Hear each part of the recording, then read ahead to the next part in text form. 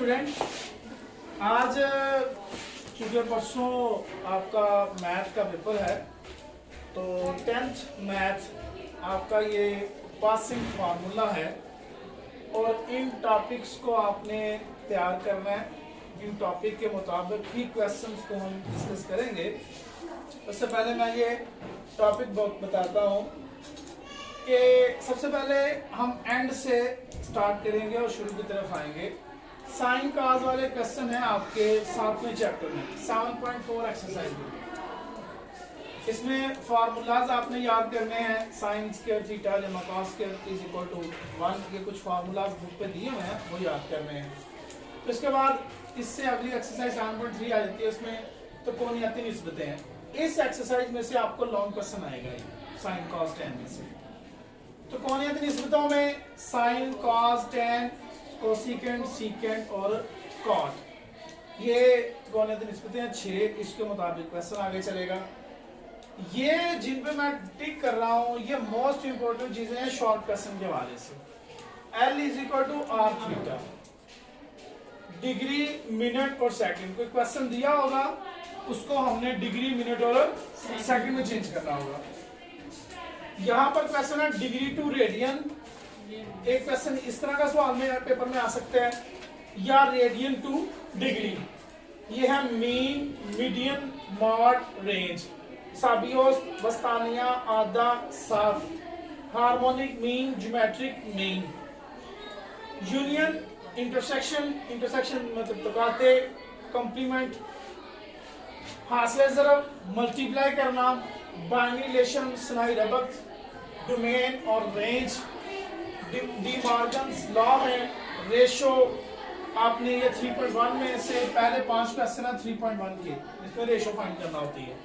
इसी तरह अगर 3.2 में ए इनवर्सली प्रोपोर्शन है 1/b, थर्ड प्रोपोर्शन निकालना है, fourth proportion, mean proportion, continuous proportion.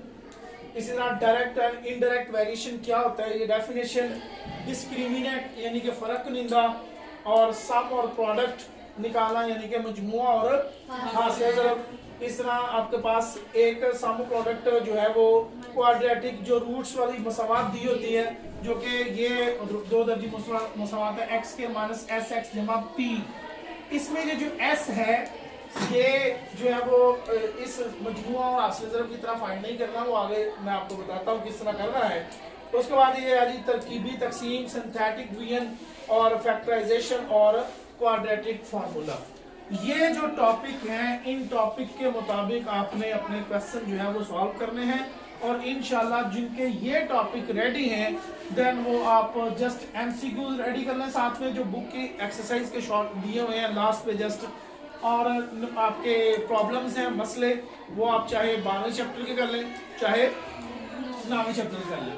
तो ये मसले होंगे और डेफिनेशन वो भी मैंने आपको निशान लगा दी है।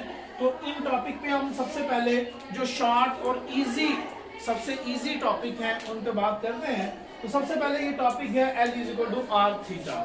ये सवाल किस तरह पूछा जाएगा, ये सवाल होगा, कहता है कि L की वैल्यू फॉर एग्जांपल कहता है 5 है और थीटा की वैल्यू यहाँ पर 4 है और आपने R निकालना है। ये कोई भी क्वेश्चन किस भी तरह का आ जाए, R निकालना हो या इसके अंदर वो कहता है L निकालें और R की वैल्यू 5 है और थीटा की वैल्यू 40 है। अगर ये नहीं है तो कहता है थीटा निकालें यहाँ पर, ठीक है, L की वैल्यू यहाँ पर 4 है और R की वैल्यू 7 है। तो ये तीनों फॉर्म में एक ही फॉर्मूला यूज होगा जो भी होगा L is equal to R theta.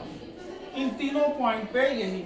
अगर थीटा आपका डिग्री में दिया हुआ है तो आप पहले उसको रेडियन में चेंज करेंगे। डिग्री को रेडियन चेंज करने के लिए वो अगला स्टेप है π/180 लगाया जाता है। सो L की वैल्यू यहाँ पर 5 है, R हमने फाइंड करना है, थीटा हमारे पास 4 है, तो थीटा निकालना तो बटा सॉरी R निकालना बटा 4 बटा कैंसिल आउट होगा, तो यहाँ पर R की वैल्यू आपके पास आ जाएगी R इज इक्वल टू 5/4। इस तरह अगर ये सवाल है तो यहाँ पर भी L is equal to R theta और L हमने फाइंड करना है। R की वैल्यू 5 है और थीटा की 40 है, तो ये सिंपल इससे मल्टीप्लाई हो जाता है। और अगर हम इसकी बात करें तो यहाँ पर भी same as it is L is equal to R theta value जो है वो लगेगी, आप उस साइड पे लगेगी।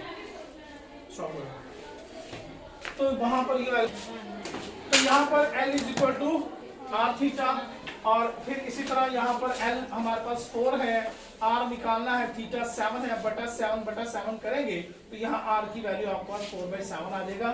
तो इस तरह यहाँ पर थीटा तो थीटा की जगह पर यहाँ वैल्यू लग जाएगी, R की जगह पर वैल्यू क्या लगेगी 7 और यहाँ पर थीटा बटा 7 फिर भी वही आंसर आएगा आपका, थीटा इक्वल टू 4/7। आप ये है जस्ट अपने से जो भी वैल्यू मैंने बताई हुई है, ये रेगुलर वैल्यू बुक वाली नहीं है, जस्ट कॉन्सेप्ट है कि आपने फॉर्मूला आपने यही लिखना है इस सवाल के लिए।